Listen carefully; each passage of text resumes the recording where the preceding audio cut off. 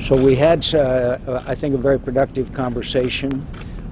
Both Senator Graham and I are in agreement that now that a resolution is going to be before the Congress of the United States, we want to work to make that resolution something that a majority of the members of both houses can support. A rejection of that, a vote against that resolution by Congress, I think, would be catastrophic because it would undermine the credibility of the United States of America and the President of the United States. None of us want that. But we do want an articulation of a goal that over time will degrade Bashar Assad's capabilities, increase and upgrade the capabilities of the Free Syrian Army and the Free Syrian government so that they can reverse the momentum on the battlefield that is presently not in their favor because they have not received the assistance that they need, while Bashar Assad has received an abundance of capabilities from his sponsors, Russia and Iran. Finally, if the Congress were to reject a resolution like this, after the President of the United States has already committed to action, the consequences would be catastrophic in that the credibility of this country with friends and enemy and adversaries alike would be shredded, and there would be not only implications for this presidency but for future presidencies as well.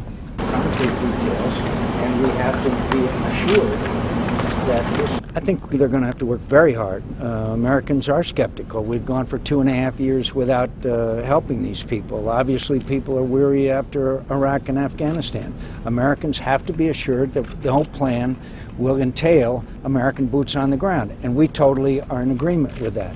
So they have a selling job to do, but at the same time, I believe that if we can formulate this strategy that I just articulated, degrading his Bashar Assad's capability, upgrading the resistance in the long term, then I think that that we have a chance of succeeding in the vote.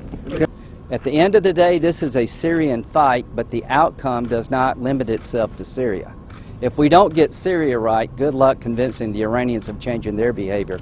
So we let it be known to the President that we don't want endless war. John knows better than anybody, war is a terrible thing. We want sustainable security. And Syria is a cancer that's growing in the region. And for 2 years, the President has allowed this to become, quite frankly, a debacle. And when it comes to selling the American people what we should do in Syria, given the indifference and, quite frankly, contradictions, it's going to be a tough sell, but it is not too late. So, Mr. President, clear the air. Be decisive, be firm about why it matters to us as a nation to get Syria right.